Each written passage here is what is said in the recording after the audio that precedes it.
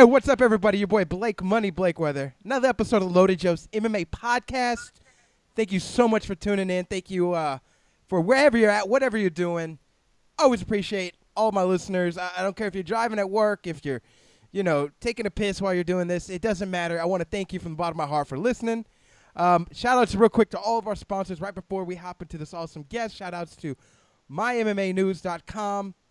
Shout-outs to Austin Kickboxing Academy, Gear Athletics, GetGearWorldwide.com, Zen Soap, and, of course, NOP Media. None of these graphics and this beautiful stuff is available without them.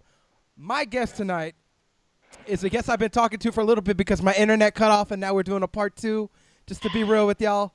I have World Series of Fighting's Shane Kruchten on the other end of this. Shane, how's it going, my man? Going good, man. Yeah. Thanks for having me. Thank you for playing along with that intro right there. I know we've been talking and the internet cut off. Here's what I want to do, man. I got like two questions outside of what we've been talking about, which is really just showing everybody you are you. You are your character. Like, this is not some make-believe. Like, you are genuinely a nice person. And it's really, I think we got to the core of it. It's really the upbringing. It's your patriotism is just unmeasured. It's unwavered. And not to get too far down that rabbit hole, but what you do for this country is amazing, and what you do for like everybody is amazing. We're just talking about that story about the military ball and how you definitely affected somebody whose family was affected by this war that we have. You know what I mean? Just a touching moment. Yep. I want to hop into that night of your fight, where it seemed like there was a good friend of mine brought up a good point, and he was there. I wasn't there. My friend Eric Colwell from My MMA News was there. He had mentioned something to me about during your decision, it seemed like the commentators weren't there. They didn't air the decision on they didn't air your decision. I was saying they didn't air your decision on TV or anywhere. Like, it wasn't aired. Did that get back to you? I mean, when did you find that out, man? Let me know. Literally, I walked to the locker room, and as soon as I walked to the locker room, my phone had already blown up. Like, people, they saw my hand get raised so the commentary actually stopped after the first round.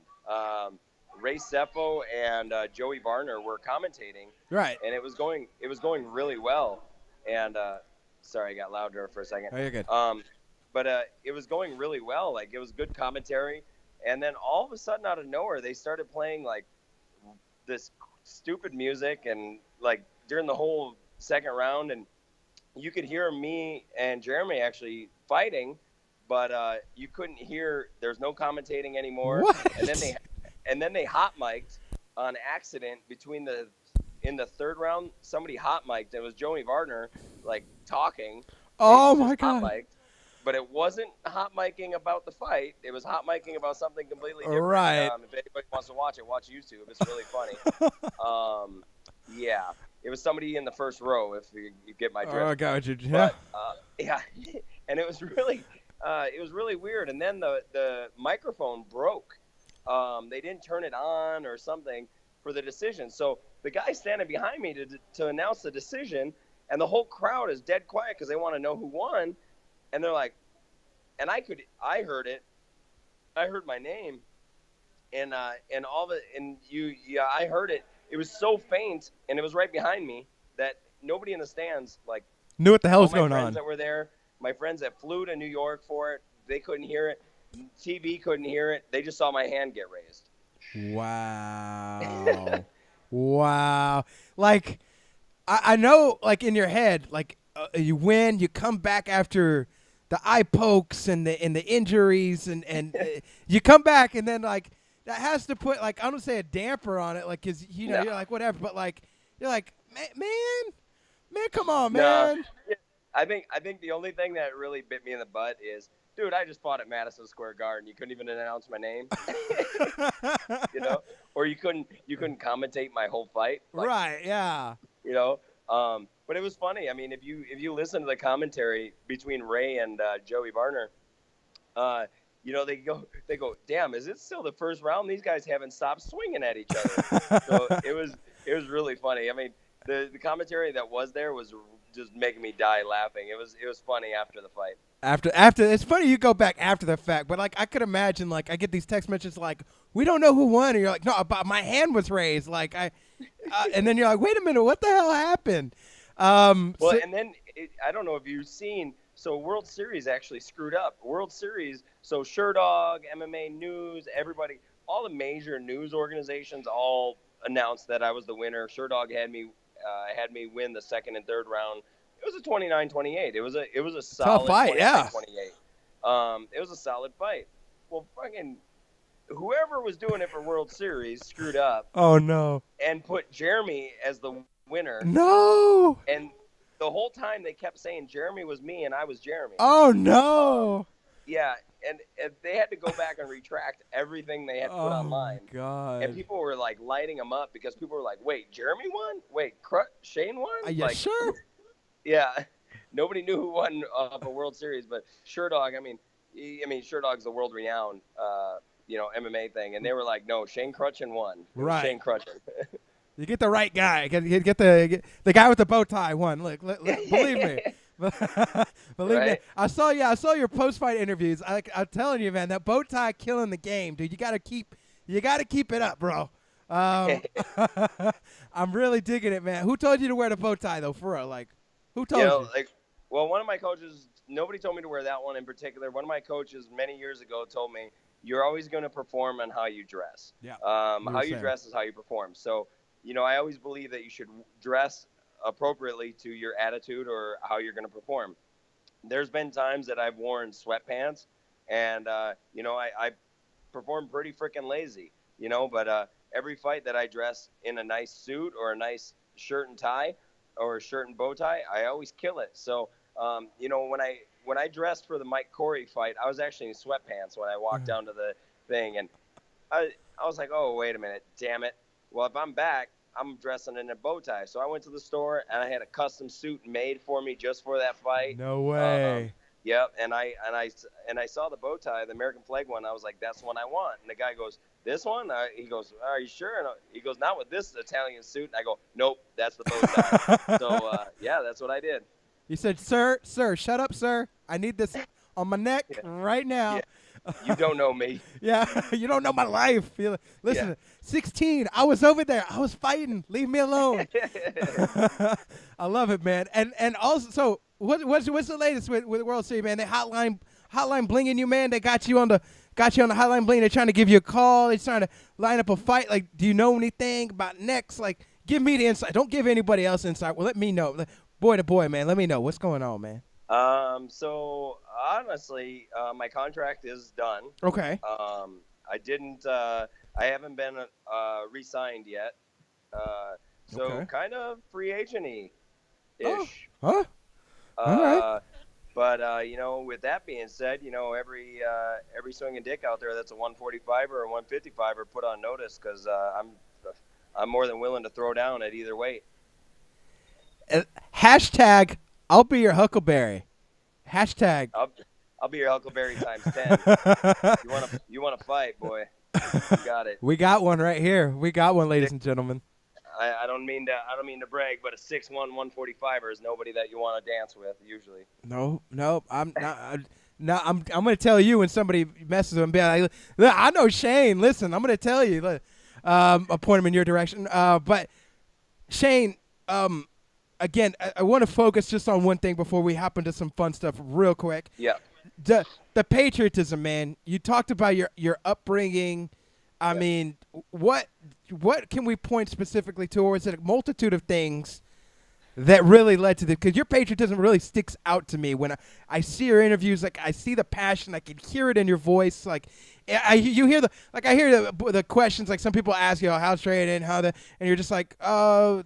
It's just a typical answer. But, like, when they talk about you and you talk about representing your country, like, it's this fire in your eyes, this fire in your ass. It's just like, like, tell me, man, the background, let's just pin it.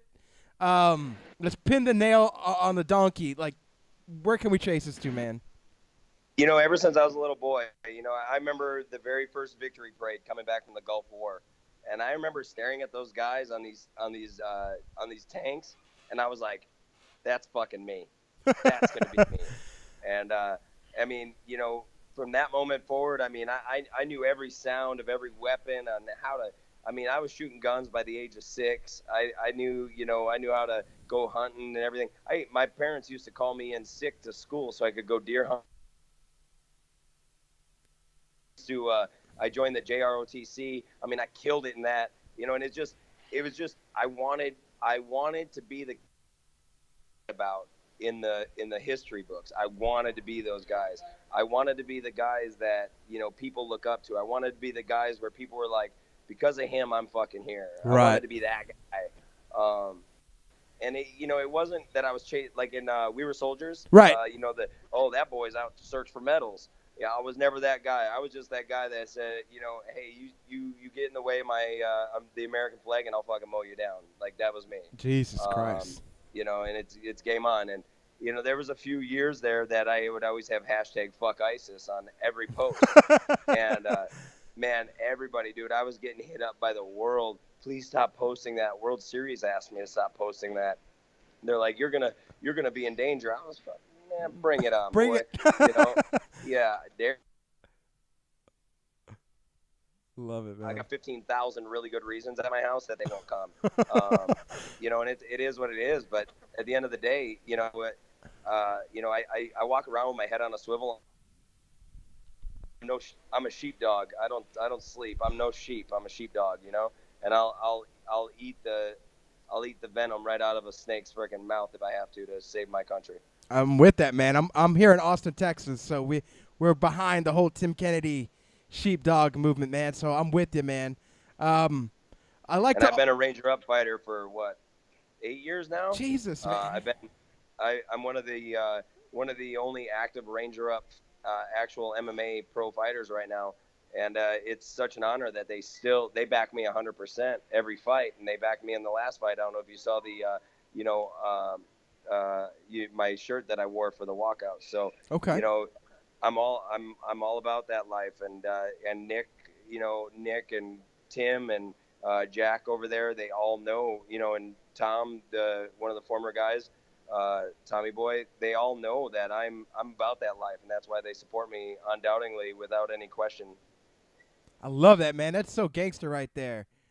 I'm about that life. I love it, man. I'm about that life. That needs to be your new hashtag. I'm about that life. Shane, there's a little thing I like to do, man, at the end of the interview called Random Ass Questions, and it's real simple. We'll just do 5 random ass questions, and then we'll wrap this up with a bow tie. First, a random ass question, man. It's gonna be a random one. Oh, your internet. Oh, can you hear me now? Now I can. Gotcha. I feel like the Sprint guy. Can you hear me now? Yeah. Favorite movie of all time? Have to be Days of Thunder. Oh, a classic one right there. All right. Favorite MMA fighter of all time? Current, former, or what? Whichever. All time. All the times. BJ Penn and Tito Ortiz. Oh, okay. I'm with that, man. They're on Mount Rushmore, for sure. Yeah. If you could fight anybody of all time, whether they were a fighter or not, whether it's Brock Lesnar or Gandhi, anybody in between, if you could fight anybody of all time, who would you fight, man? Uh-oh. Darn internet again. Could you hear me? There you go. Anybody of all time, who would you fight? No, I'm just kidding. Who was that? My mom. No, I'm just kidding. I said no. I would say Miguel Torres. I wanted to fight him really bad in his last ever fight of the UFC for Brazil, and the UFC actually my manager at the time tried to get me that fight with Miguel Torres, and there was a huge Twitter campaign, and Miguel actually wrote me. And the fight was going to happen, but they couldn't get my visa done fast enough for Brazil. Oh, no, man. Well, maybe one day.